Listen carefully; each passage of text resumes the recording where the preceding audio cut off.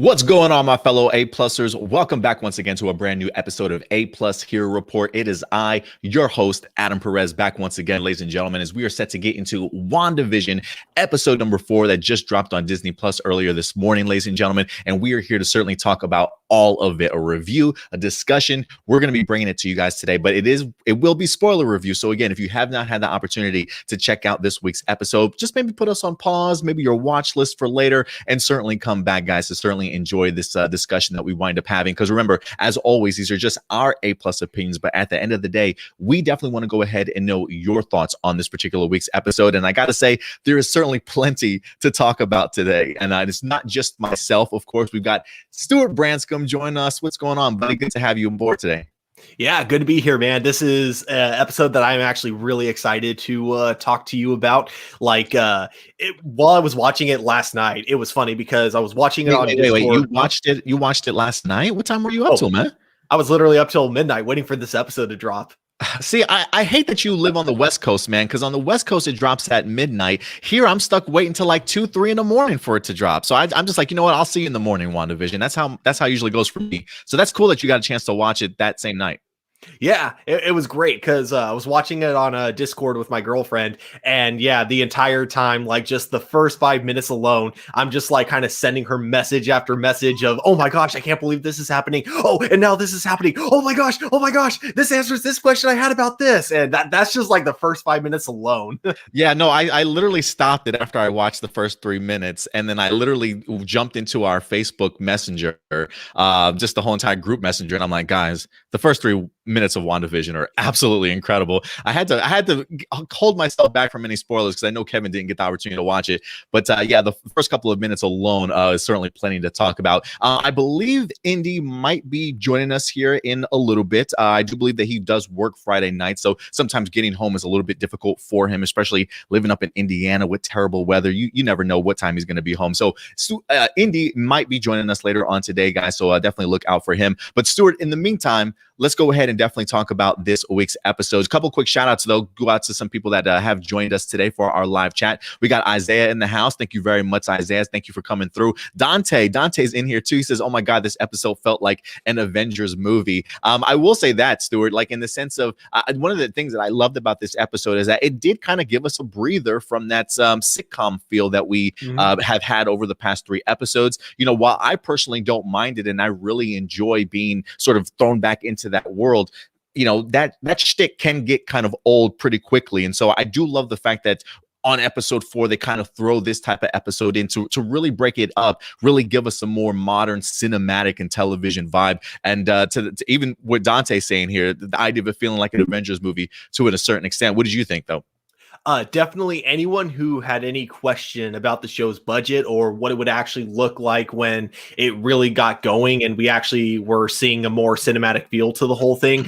I feel like this is the answer to that question. We now see what it looks like when they're allowed to put everything together. The entire time when I'm looking at the whole set design that they had for S.W.O.R.D, both when they're at the headquarters and when they're on the field, you know, it's one of those things where I really wish, you know, looking back at Agents of S.W.O.R.D, I really wish that show could have had this type of a budget because, you know, if it did, this is what it would have looked like. I feel like it's definitely, it felt a lot more grand in scope for sure.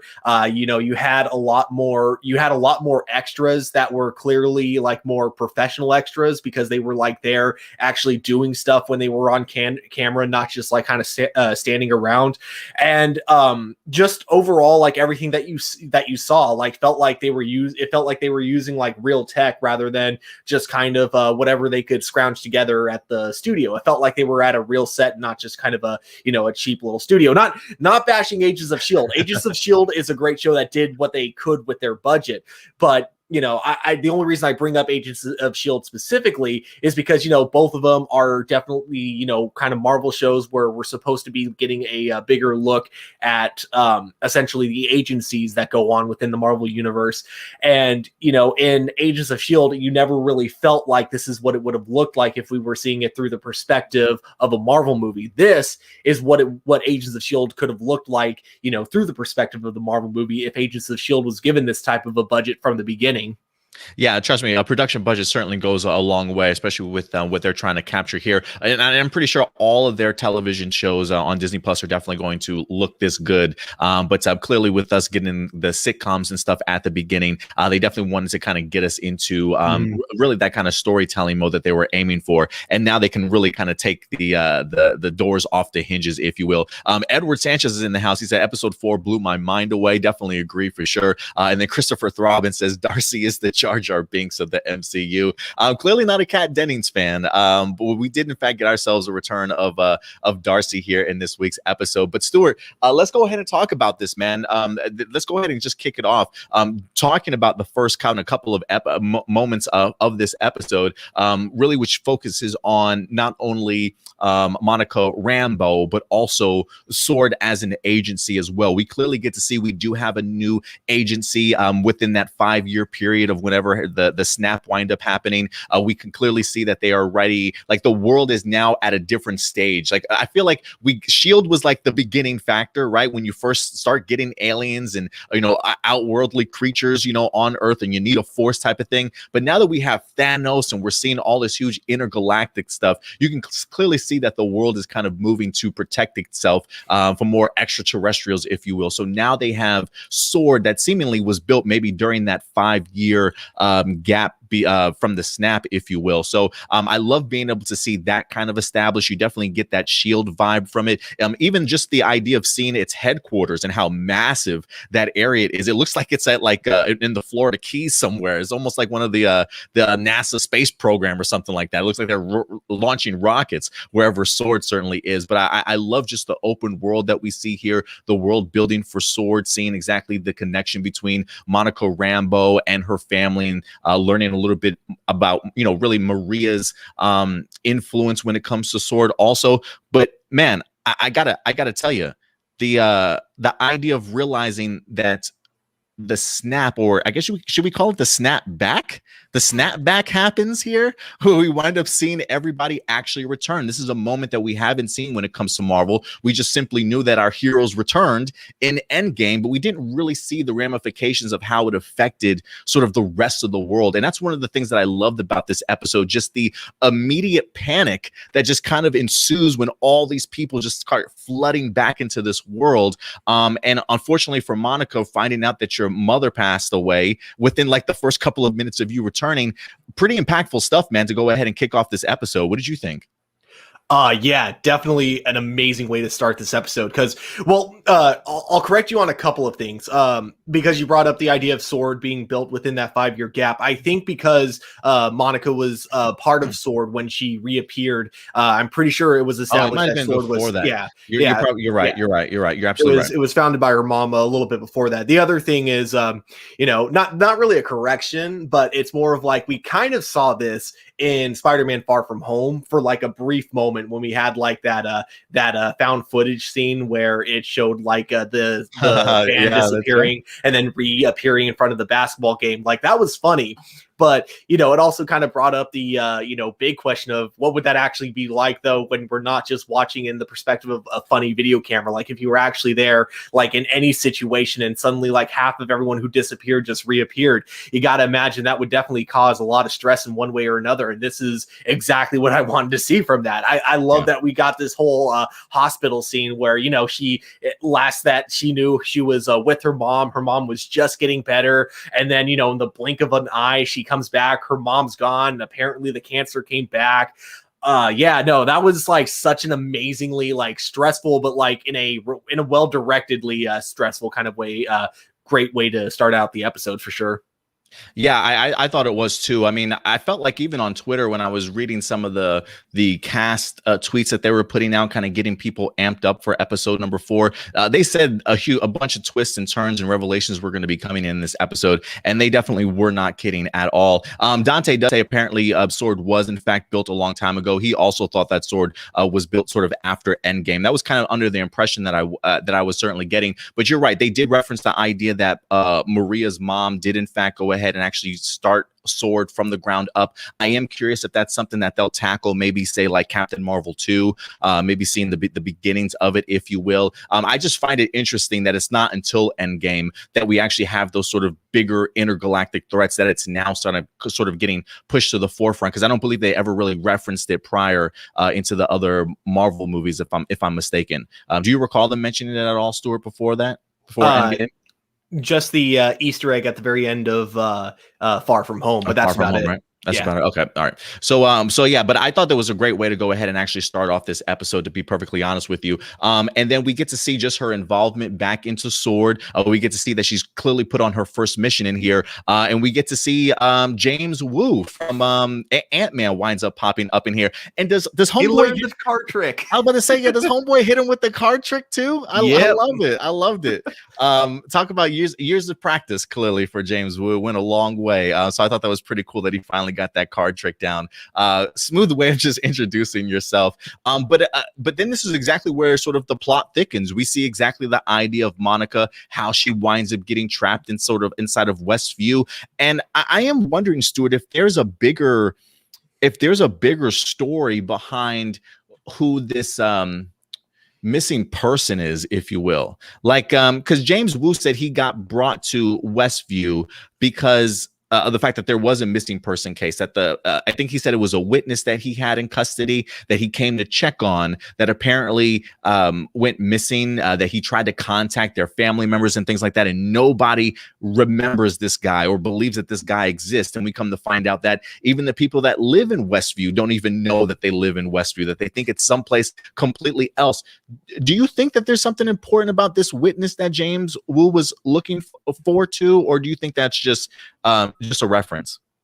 I feel like there's going to be a big twist around that. Just knowing Marvel and knowing how like they'll implement like seemingly unimportant dialogue into places, but then will actually have like a bigger impact later on, especially in the show like this, which seems to be built around mystery. I am kind of expecting there's going to be a big twist on who that witness is. Yeah, I'm really hoping so also. But the one thing that I also loved about this episode is that I feel like it finally gives us a very interesting perspective on the outside, kind of looking in, right? Like we spent the first 3 episodes of Wanda seeing what's taking place in here. And I did love the fact of how this episode kind of links itself to everything that did happen in the previous 3, kind of all catching up, so that we're all on the same page and timeline now. But I love seeing just some of the references, realizing that was in fact James Woo that was on the radio in episode number 2. Also seeing how the beekeeper wind up coming into there, and then of course getting the opportunity to see a better look at Geraldine being thrown away. So I thought that was a really cool insights. What did you think about the idea of when you go inside of the actual area itself, that it then changes to whatever time period that you're in? What did James Woo call, like, the production design? Like, the production design changes when you go inside this world. What did you think about that? I thought that was hilarious. Yeah, I think he called it both the production design, and then at a different point he called it like the censors, like they're being censored in a way. I think that was like another term they used, but yeah, I thought that was incredibly clever. So it definitely, because I was really confused by the beekeeper, because I'm kind of like, even if that is a S.W.O.R.D agent, what's with the bees and why is it a beekeeper suit and not like a hazard suit? And you know, the way they kind of like explained that actually made a lot of sense. Definitely. Yeah, I think his cord that was attached to him actually turned to an old school jump rope. Is that what that's what it looked like, right? That's exactly what it was. Yeah. I was like, I'm so old that I realized what that is. Like, oh my goodness, I haven't seen a jump rope like that in ages. I believe, let me give a quick shout out in here to Daryl, who says good evening from Pine Tops, North Carolina. Good to see you, Daryl. Thank you for coming through. I believe he's actually in the process of certainly getting ready. Can I be honest with you, Stuart, here? Quick honorable mention. I had no idea what S.W.O.R.D actually stood for. I had no idea what it stood for until today. Sentient Weapon Observation Response Division. I also love the fact that, you know, they did mention the idea that they work very clearly terrestrially, but also in space. And I'm wondering if we have ourselves an actual sword station out in space. We did see them kind of working on some heavy equipment. It looked like when we actually got inside the hangar for Sword. I'm wondering if they're working on building some type of station in space, or if we're already at that particular point in time. What do you think? I think they're currently in the process of it, because this movie or this show, from what it sounds like it takes place 3 weeks after Avengers Endgame, and Spider-Man Far From Home took place like at least a whole school year after Avengers Endgame, meaning that when we see Nick Fury in space, like clearly looking like he's going on vacation, I would assume that he had to go through a lot to get to that point where even he feels like he needs a vacation. So my assumption is that thing that he's doing right now that makes him go, I need a vacation now, is helping establish the S.W.O.R.D base in outer space. Nice. I like that. I like that idea. Let me go ahead and bring in Indy here.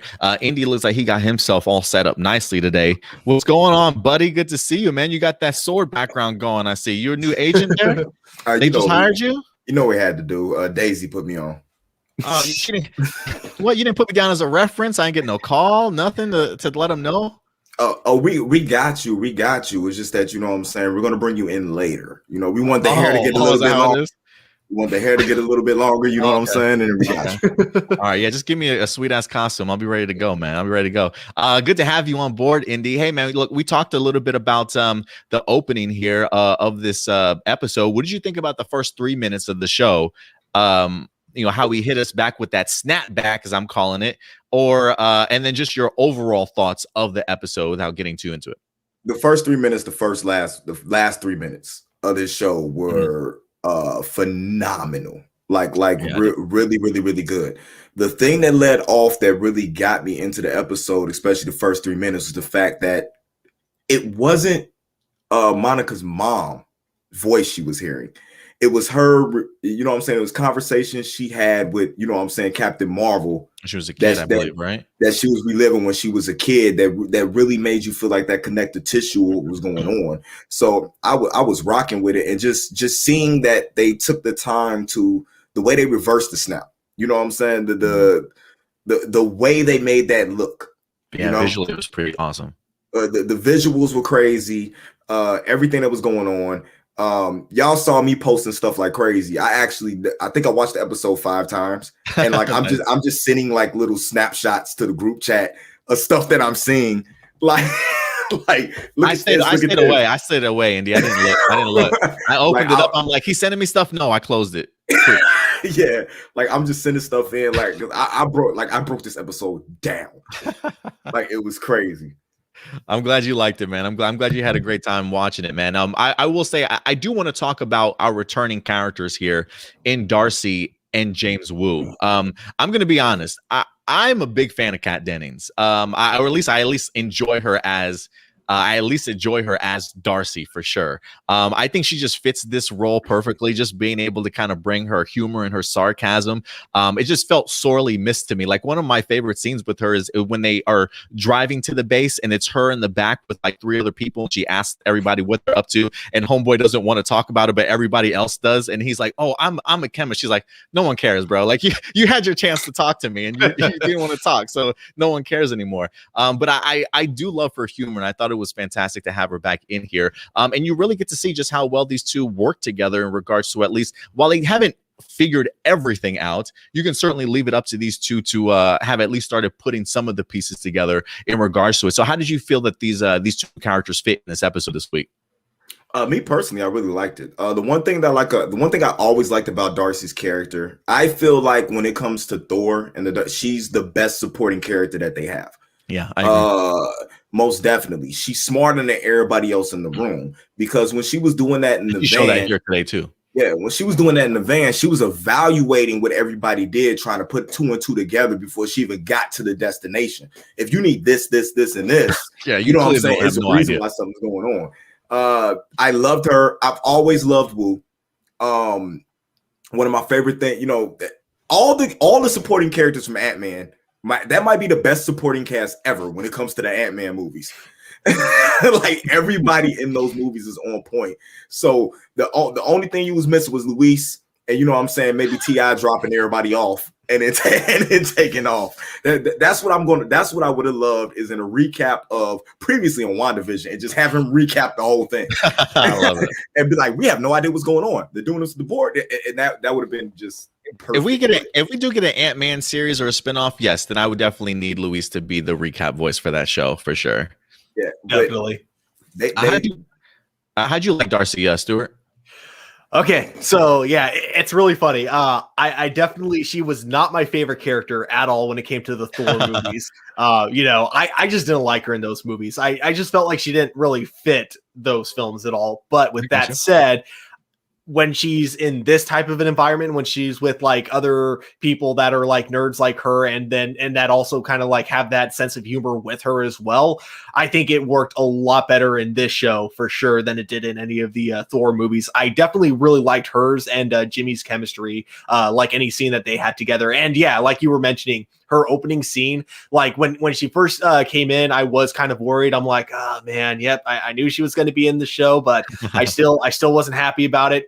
But like her opening scene gave me a good chuckle, so I'm like, okay, you know what, I'll give her a chance. And yeah, by the end of it, I was like, yeah, I think putting her into the show was really smart.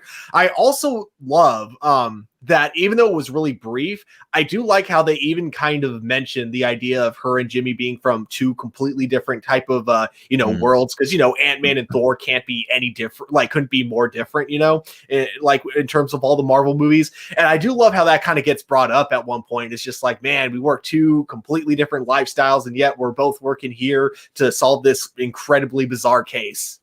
And I will say this too, because when they did announce that these two were going to be coming into the show, I didn't quite know how they were certainly going to fit. But the one thing that I noticed in this episode is I feel like they're very much sort of from the point of view of the audience, like kind of in our shoes. The fact that they're just as lost as we are and still trying to kind of connect these pieces. And I also really even chuckle at the idea that they both are getting invested into the WandaVision show itself. Like Darcy's getting all emotional and stuff. They're eating popcorn, watching the episode. You know what I mean? Like, and they feel like they're just as normal of MCU characters as you could possibly have, so they could still be relatable to us, but still be sometimes the smartest people in the room. And so I did love how this episode kind of gave them our perspective of what we've been watching so far. I thought that was pretty cool. I absolutely love the line, because it felt very meta in a sense, where they name dropped Ultron, and I do like with the FBI agent's reaction to that of, wait a minute, did they just say Ultron? Have they done that before? Have they referenced our real world like before? And it's kind of like how we as an audience felt like, oh, absolutely, they're referencing like actual MCU stuff now. That's what made it really feel like Monica was in there playing a part in order to feel what was going on. Like she was aware almost of what was happening and just trying to snap Wanda. Like she didn't know Wanda was doing it, and she was trying to help Wanda out of the situation of what was going on. That's what made that feel like that. But man, they teased that reveal, then they're still teased, you know what I'm saying, all the way to the end. What reveal? The reveal as far as if Monica was trying to, you know what I'm saying, coax Wanda out of whatever, because it felt like Monica thought Wanda was under a spell, and she was trying to get out of it. I'm still thinking that she was under a spell too. When we see her as Geraldine, I feel like there are moments in the show where she is very much in character. I don't know if that's by choice though, because I feel like when she does kind of revert back to Monica Rambeau, it almost feels like something has to shock her out of it, or something draws her, and she almost feels like she's kind of lost for a moment and has to kind of get her bearings, if you will. So I feel like for me at least, looking at it, I feel like she's kind of under the spell, trying to break out a little bit. And then of course Wanda winds up finding out about her. I did love getting the opportunity to see just that other side of it, right? Like, we clearly didn't see that whole scene, because when we watched the episode, Geraldine's there 1 minute and then she's gone, and then we just see her fly out of Westview. We don't see what takes place. Talk about terrifying, man. I probably would have shit my pants if I was Monica Rambeau, having to go face to face like that with Wanda. What did you guys think of that scene? That scene was very well done. It was better done than Wanda filling the hole. I feel like they started to run out of money by the time they got to the end of the episode. Stuff just started to look weird. But I love the fact that they didn't even let Monica say anything after like that. It just went to her like on the ground, you know what I'm saying, looking up, and they left that alone for another episode. I love that. The fact that we didn't see the shock after that. But her flying through them walls.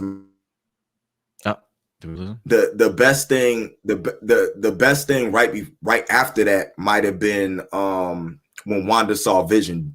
You know what I'm saying? It's like a zombie. It's like a corpse. Like I saw that and it got me. I was like, "Whoa, what?" Yeah, that you know what it was so quick. They hit you with it so quick. I didn't even realize that. But I wasn't expecting her to turn around and see him. I was just thought they were just going to replay the scene again. But I will say, Indy, it is important to point out that she does say something at the end of this episode. Monica does after she comes back from Westview. She says it's all Wanda. It's all Wanda. She puts the blame on Wanda, letting her know that she feels she's the one behind everything that's certainly going on. And you talk about showcasing to us that she could potentially be the villain of this season. If you want to give off villain dark side vibes, Wanda definitely did that in this episode. So I don't know, maybe we'll get ourselves a swerve. Maybe I have a feeling that yes, Wanda definitely is involved. Whether or not she's the big bad, we'll certainly have to see. But Wanda's definitely having her way right now. What's that smile for, Indy? They just need to go watch the character breakdown. They need to go watch, that's it. They need to go watch the character breakdown. But no, I honestly feel like I understand what Wanda's going through. Because think about it. She came back like she never even got to mourn Vision's death. She blipped away as soon as Vision died. Like she was one of them that left. So the same time that Monica came back, you know what I'm saying, right when Hulk snapped, that's when Wanda came back. You know what I'm saying? She never even got the chance to mourn Vision being gone. So this whole process she's going right through is her dealing with the same thing that Monica and them are dealing with of coming back and having to deal with being gone for that long, and her just now being able to feel the grief and all that from her losing the person that she loved. So I love the way that they're doing that. And when you think about it in that concept, you kind of understand why she's trying to hold on to everything that she wants to hold on to. Except I do feel like there's an outer force that's pushing her to do certain things. I get you. Yeah, you might. That's a great comparison. What were you going to say, Stuart? I got to say, I definitely agree with Indy, because imagine we don't fully get her perspective on when she got snapped back, but you got to imagine it goes something like this. She gets snapped back, and then everyone's celebrating around her like, hey, we're all alive again. And she's probably like, wait, does that mean Vision's back? Oh, no, he's still dead. Oh, by the way, we need you to go help us finish off Thanos really badly. Final battle. Come on, let's go. You can mourn him afterwards. You got to imagine it goes something like that. So it's no wonder that it definitely had a traumatizing effect on her for sure. And not only that, the one person that was keeping her in line leaves because you lose Cap, and then Tony dies at that battle. So the three people who have been there molding you into the person that you are all gone, and you're on your own. So you lost your brother, your lover, you know what I'm saying, your two father figures, you know what I'm saying, all in a blink like that, and then you have to deal with it afterwards with everything else she went through with losing her parents and stuff like that. Damn, so talk about as lonely of a character as you could possibly imagine as well. Like I can see why she would certainly crack the way that she is, or break that the way that she is right now. That's an interesting parallel between her and Monica. Like I am wondering if Monica will eventually be able to kind of get to Wanda, because clearly if there's anybody that can understand the loss and then just that immediate impact of that loss, it's definitely Monica. So we'll see if she winds up playing even a bigger role in the season as it winds up coming through. But yeah, great parallels though, Indy.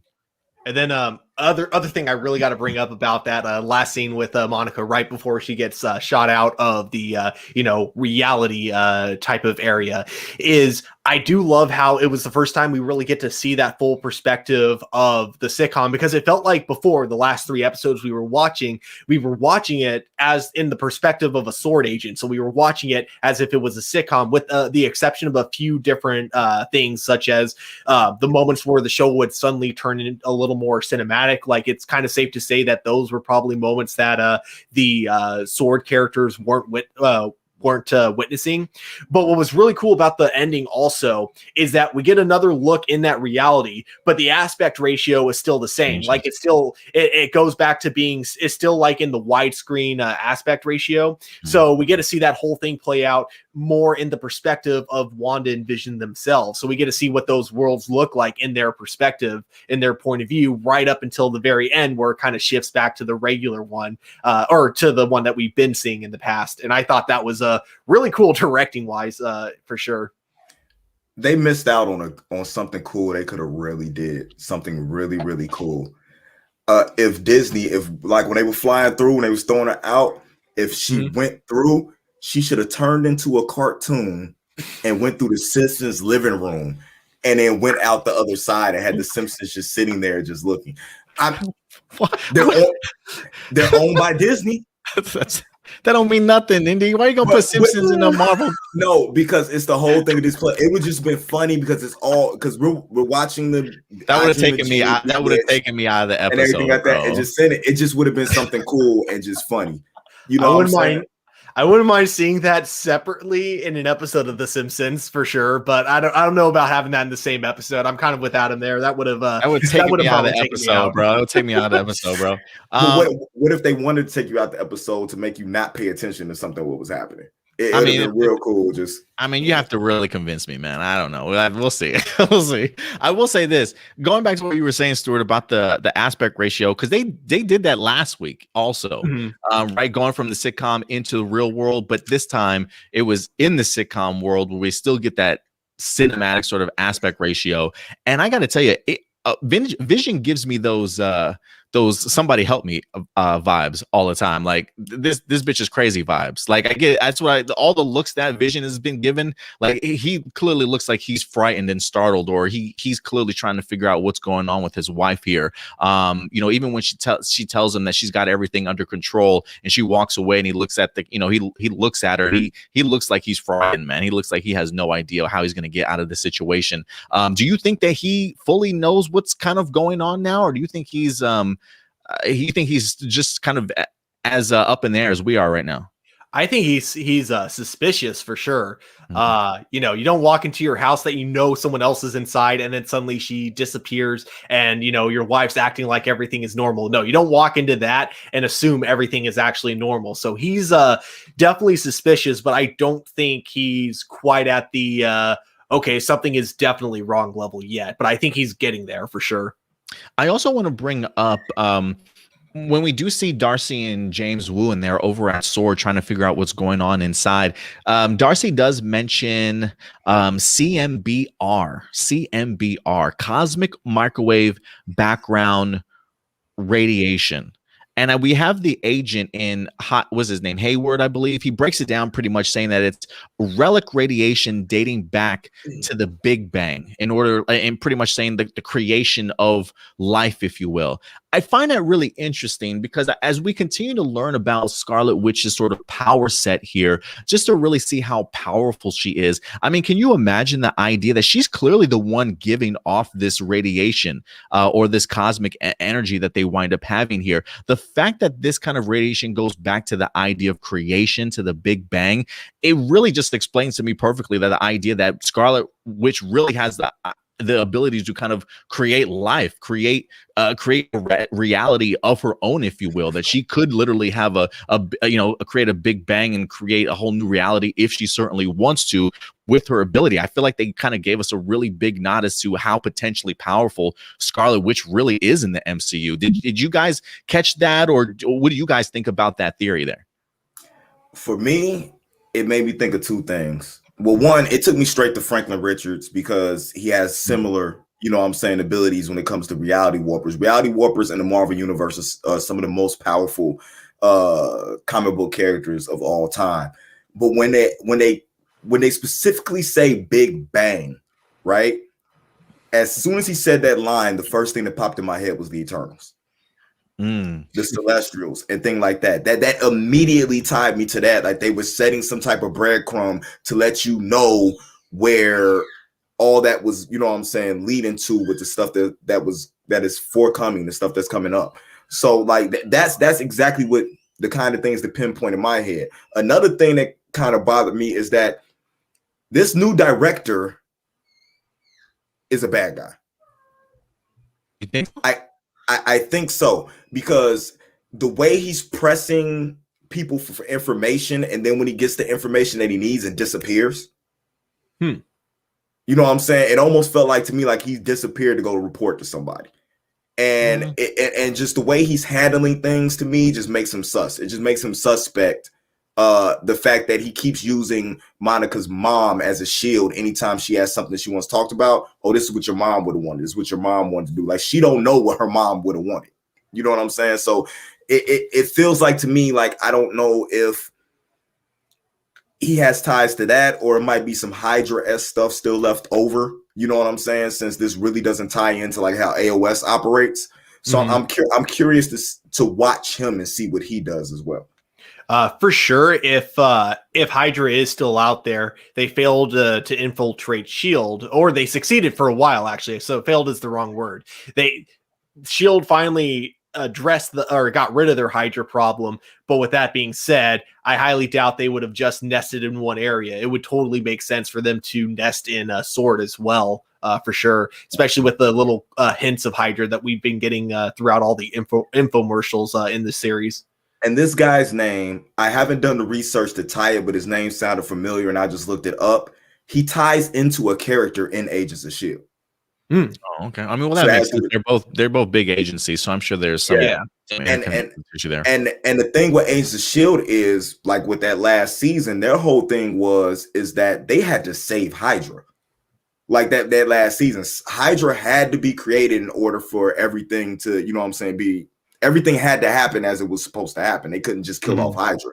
So it's going to be interesting to see, especially with that last scene with Daisy in space with certain people and you seeing that logo there, if a lot of this stuff they decided is going to tie in, since they basically just reset time in the last episode. So it's just little tidbits that's happening where it feels almost like we're watching a WWE, like the lead up, and they're going, we have no idea what direction we actually want to go into. So we're just going to drop all these breadcrumbs so that if we decide to go in that direction, it works. That's what it feels like. I love Agents of S.H.I.E.L.D. fans always trying to find some way to connect themselves to the MCU. I truly do, and hopefully Disney realizes the bigger picture and eventually will make them connected. But I just love Agents of S.H.I.E.L.D. fans in general. They can. I hope Kevin Feige does, because I mean I feel like Disney will do whatever Kevin Feige brings to their attention. So I feel like Kevin Feige's the one who really needs to see that there is a huge fan base for Agents of S.H.I.E.L.D. And if they were to bring in Agents of S.H.I.E.L.D. tie-ins to either the MCU TV shows or to future MCU movies, that would be a huge deal and people would love that. You have no choice. Give me a S.W.O.R.D series. Give me a S.W.O.R.D series over a S.H.I.E.L.D. series at this point. You know, give me a S.W.O.R.D. You have no choice, because it technically already is tied in from Winter Soldier to Age of Ultron to Lady Sif. There's no way to not have them, you know what I'm saying, together. The only thing that just tied, you had friggin' Nick Fury on Agents of S.H.I.E.L.D. You can't not have them tied together. The only thing is that Agents still start to mess with time. And that's where they started to branch off into their own timeline. Now, what I think is going to happen and how I feel is, like I said, go watch that character breakdown. The character that I talk about in the character breakdown even further ties it into Agents of S.H.I.E.L.D. on what's going on because of all the Ghost Rider ties and all that. Okay, well, let's stick with WandaVision. I will say this, going back to Mephisto, you did... You know, they in a couple of scenes in here, one of the questions that James Woo has written on the board, why a hexagon, right? In regards to the field that's around Westview. I will say this too. You know, we were trying to figure out the roles of the townspeople in Westview. And one of the things that I did say last week, that when we talked about it, was the idea that it feels very much like the townspeople are trapped in here, that clearly Wanda, whatever the case is, came into this town, did what she did, and now these people are just being used as characters. And that's exactly what the situation is here. Herb has been pointed out as an actual person in Westview. They have not announced who Catherine Hahn's character is, but I did see her on the board also. So I am wondering if they really are just the townspeople, because I know that there were some theories out there that maybe Catherine Hahn's character is Agatha, right? And that Herb might be Mephisto, or Ralph might be Mephisto, or something like that. I feel like majority of those characters, with the exception of Ralph, hasn't been brought up yet. But I did see Catherine Hahn's character actually, her picture on the board itself. Do you think that cancels out the idea of them being other characters also in this story? I will say this: I don't recall them bringing up a Ralph though on that board. Well, with Catherine, they didn't have a name to her yet, right? It was just kind of her name was Dottie. I thought her name was Dottie. Oh wait, shoot. Sorry, not Dottie. I thought we were talking about I thought you were talking about the neighbor. What's her face? The one who's like in every episode, the one who always complains about her husband. Yeah, that's not Dottie. No, that was I completely forgot her name, but no, Dottie was the blonde one. The one that everyone wants to get in with because like she has connections. I got you. Agnes. That's right. Yeah. Okay, yeah. Agnes. Got you. And that Agnes, Agatha. Yeah. That's why people are connecting her to Agatha. But yeah, my question was, wait, did they have a name tied to Agnes, or was it just like her face on the board? It was just a face up there. And it was just her face up there, yeah. And then so that might be it. They might not like have a name to attach to her yet because they don't know who she is. And no, they only put the name up there when they realize who the person is. Oh, so okay, so if your name is on the board, then they've already attached you to an actual person within Westview. But I guess in that case, it is very possible that kind of cancels out the theory, but not like it's not that the theory could still not happen. It definitely could, but it is possibly a way to like kind of toss that theory away, I guess. Well, Agatha is a real person in the real world. You know what I'm saying? So it could be a thing that goes on, but it's still feeling like. I mean, maybe that's what brought her to Westview in the first place. Like, of all the towns to come back to, right? Like Westview, New Jersey. I like the little thing they talking about why they chose the Westview name, because it has a W and a V in it, and if you look in the middle, it has TV. That's awesome. I didn't know that. I kind of dig that. So, but I also love the cops saying they're from Eastview. Like all of a sudden there's an Eastview. That was just hilarious to me, the little tidbits they did. But with her, watching her move around, especially in the episodes, she was the one who said something, you know what I'm saying? Like them talking and why don't you have kids? Why don't you have, you know what I'm saying? Like she's putting all these thoughts into Wanda's head. To me, we don't know where Wanda went after Endgame. What if this person, Agatha, came to talk to her, somebody came to talk to her, influenced her, and that's the reason why she's in this place to start off with.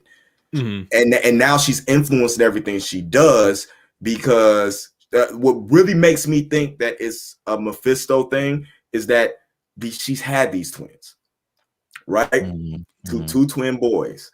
In the storyline, it goes two twin boys, birth created with pieces of Mephisto's soul in order for him to be able to become whole.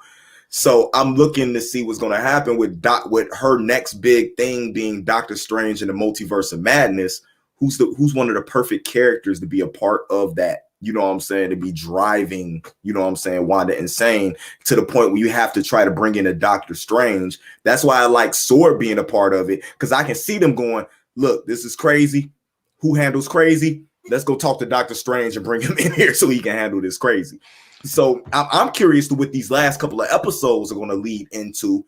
Could we see it lead into that to lead right into the movie? This is just very good writing and pacing, period. I do want to say two things. You talk about the idea of Doctor Strange and how this is going to carry over. We know Nightmare is supposed to be in Doctor Strange also. That vision of Vision at the end of this was pretty nightmarish. I'm wondering if there's any influences from that character in here at all also. But I will say this, trying to figure out, like you said, Indy, we don't really know what happened to Wanda within that time period of the fight with Thanos and then her jumping here.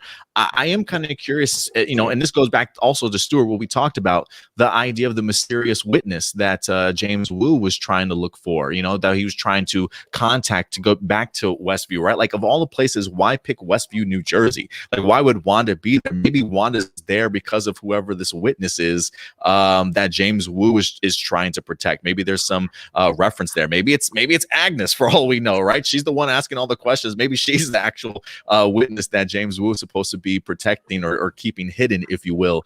So I do think that there's something going on with this witness. I hope we don't get to the end and the witness is absolutely not important. But I just feel the fact that they just didn't give a name at all. It just felt really random of a reason to visit Westview in the first place, right? Like, that's the only way James Woo would have probably even known anything had happened if he didn't visit. You know what I mean?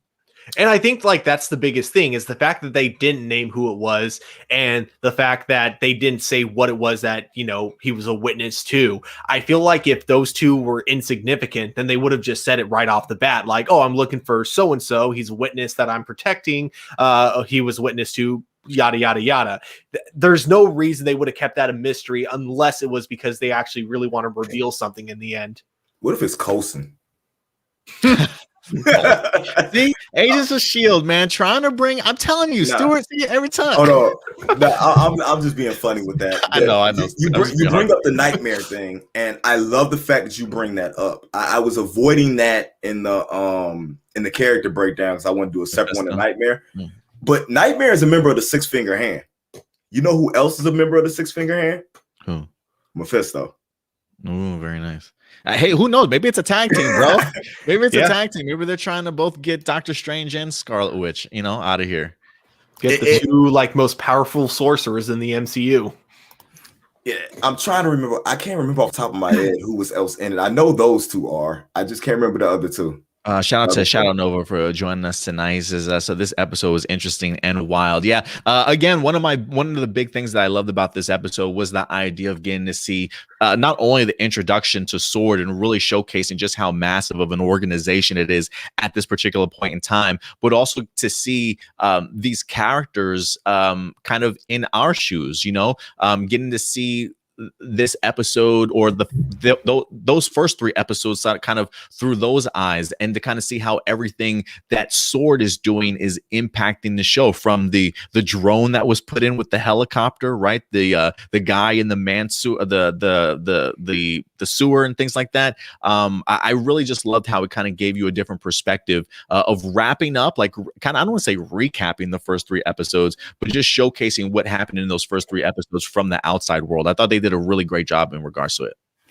Definitely. And yeah, I think because we've seen it through their perspective first before we even saw what they what S.W.O.R.D was doing there, it definitely really helped with us to connect with them, because we're watching it. They're watching exactly what we've been watching the last three episodes, and it makes it really fun to watch their reactions to it. A lot of people would say that this was cheap. The fact that they felt like they wasted an episode recapping everything that already happened. I would say that everybody that was trying to figure out what was going on, this was the best way to explain it and push the story forward. I feel like this was amazing, because it's just the way they shot it, the way they did it, the way they told the story, the way they're able to bring these characters in and blend them to establish S.W.O.R.D, something that what we've been asking for since the end of Agents of S.H.I.E.L.D., since Captain Marvel. We've been begging for S.W.O.R.D. We've been begging for all the stuff, and they gave us everything we've been basically asking for in a 35-minute episode. And I love also how they do answer some questions, but there's still plenty mystery behind it, right? Like, we know Wanda's clearly involved. We know that she, in some aspects, she's the villain, whether or not she's the true villain, or if there's anybody else still working outside of that larger than her. Trust me, there definitely are some questions here, but I did love how this episode kind of wrapped up some of the big question marks that we had actually seen things from sort of the WandaVision side of things in regards to that. So I will say this too. I thought this was a great episode for Teyana Paris, who plays Monica Rambeau. One of those things that we know that she's going to probably have a bigger role in the MCU after this television series kind of takes place. So I thought this was a really great spotlight episode for her, at least in the first several minutes of the show, to really kind of see what her place is in this world, what her connection is to S.W.O.R.D, and to realize that she was one of those people that wind up getting snapped. The fact that Maria literally had to watch probably her own daughter kind of vanish before her eyes, sort of thing, and not have that closure with them. I just thought this was, I thought she did a great performance and really great way of establishing herself in the MCU. And I'm really looking forward to seeing what else she winds up doing, to be honest with you. Yeah, and then on top of that, I do agree with your guy. I can't remember which one of you brought it up, but I remember one of you brought up the idea that she would definitely be the perfect person to connect with Wanda in the end, because yeah, both of them really had their roles just like taken from them in like the blink of an eye. Because for her, like, I love the fact that they mentioned that her mom was getting better, that the cancer was finally gone when she was in the hospital with her. Like, that was supposed to be kind of, okay, the cancer's gone. We're going to go home and, we're going to go back to our lives. And then, like, in the blink of an eye, just suddenly, her mom has disappeared and she's been dead for several years. So it's like to have that, like, just taken from you in the blink of an eye. Yeah, I do feel like if anyone's going to be able to connect to Wanda, it's going to be her. And I do like what you said at the top, Stuart, the idea of how impactful the snapback was in this episode, right? Like, we had seen a glimpse of it in Far From Home very briefly, but it was used in a comedic sort of way. Whereas here, it's very much like just panic ensues, right? Like, it's just all mayhem all of a sudden, especially of all places inside of a hospital. You know what I mean? So like, I love that shot of when Monica's running down the hallway and the guy literally materializes in front of her and she winds up bumping into homeboy in the middle of the hallway. I just thought that was handled really, really well. So yeah, I was really impressed with this episode. Teyana, the supporting characters, introduction of S.W.O.R.D, answering some questions while still leaving mystery. I don't know what else you can ask for. Shadow Nova says this episode shut the people who were complaining about the sitcom aesthetic right up. And that's what we kind of talked about at the top, right? Was the idea that it's a nice change of pace, a nice breath of fresh air when you're, 3 episodes in, we still have that sitcom form. People are probably questioning, like, is this going to be like the whole entire series? So to kind of plop this one kind of in the middle of all of it, I think it was great. Now, I wouldn't be surprised if we start now kind of interlacing sitcoms and cinematic features. I don't know if we're going to get a full cinematic feature like this for the rest of the way, but I wouldn't be surprised if it gets chopped up just a couple more episodes and then cinematic the rest of the way. How do you think they're going to handle the rest of it? We got what? I don't know how many episodes we have, man. Honestly, I want to say 10. It's 10. I just hope it's not 6. I think it's 9. Yeah, 9. I was like, as long as it's not 6. If it was 6, these writers are incredible. If they can finish this up in 2 more episodes, but not 9 episodes. Now, I was worried about, how we was always talking about how short, what I'm saying, these season stuff was going to be, and how it wasn't going to feel right. Now that I've seen these first 4 episodes, I have utter and full confidence that this will be wrapped up and done and gimme, what I'm saying, by the time it's done, with the way that they're showing me their writing and expressing. Like you said, I think we will have 1 or 2 more sitcom episodes, because you're going to have to deal with I think you'll have one with what really is going on with Agnes, and you're going to have to see them kids grow up, because I don't think they're just going to stay babies, what I'm saying, forever. You will see them get a little bit older. And then we'll turn over into what they're going to do on the outside next, now that they have the information that Monica has. And I'm really interested in, are they going to do it themselves, or just think about the opportunities they have to bring other characters in that we don't even know had anything to do with it, to try and help out. Yeah, you might be onto something. And honestly, if I could be honest, so you were right, Stuart, 9 episodes left. And honestly, I don't even think this is the worst of Wanda that we've seen, man. I honestly think Wanda's even going to break even more by the time we get to the end of this season, bro. Okay, I just thought of something. Hear me out on this. So I think they should at the very least make it to the 90s era of sitcoms. And what they could totally do with the 90s era, if there's ever an episode to like just throw in a bunch of cameos, it would definitely be the 90s era of sitcoms, because that was when you would have sitcoms crossing over with each other left and right all the time. So if you're ever going to bring in good, like a chunk of cameos, you got to at least go 80s sitcom next episode. And then the episode after that, you do 90s sitcom. And then that's when we got to do some cameos, either from MCU characters, or if they really want to be funny, just bring in some random actors from other sitcoms in the past just to guest star for an episode. That'd be pretty cool. What are the odds that they do a How I Met Your Mother episode? Oh, I wouldn't be surprised. Cool. I thought I heard they're going to be doing a Modern Life one too. Maybe or Modern Family. If you do a How I Met Your Mom episode, and then bring my girl back. No, bring my girl back and just have her play her same role. What girl are you talking about? You have I feel like you have so many, Andy. With Robin, yeah. Yeah, bring Robin in and just have her play her same role that she played. I mean, she's you know what I'm saying? She's already Nick Fury's right-hand man. I like it. Maria Hill just popped out of nowhere. Yeah. I dig it, man. I dig it. Oh my gosh, that'd be great. But guys, listen, we hope that you definitely enjoyed episode number 4 of WandaVision. We do have 9 episodes total. I believe the website said it was going to wrap up on March 5th. So we definitely have some time to definitely continue to come back. And we will certainly be here for you guys every Friday, as always, 7 o'clock p.m. Central Time, ladies and gentlemen, where we go ahead and talk about some WandaVision. So, guys, before we wrap up, any final thoughts about the series, and then let people know certainly where you can go ahead, where they can go ahead and reach out to you. Go ahead, Stuart. You go first. Yeah, if there was any episode to really show you what the show is actually going to be in the long run, this is definitely the episode. So if you're still on the edge of the show, I would say give it at least till episode 4. And then if you're still not sure about the show, then yeah, I guess then you've decided you don't like it, I guess. yeah, you waited long enough. Yeah. And where can they find you, Stuart? Oh, you guys can follow me at TurboStew01. Awesome, Stuart. And what about you, Andy? Any final thoughts, and where can people find you, sir? If you're a warm-blooded heterosexual male and you didn't enjoy Darcy showing up, go shoot yourself now.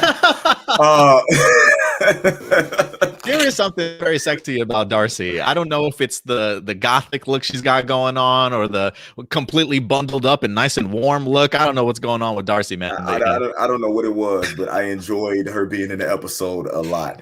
I really enjoyed it. This is going to set the precedence for what we are going to get when it comes to Marvel TV on Disney Plus.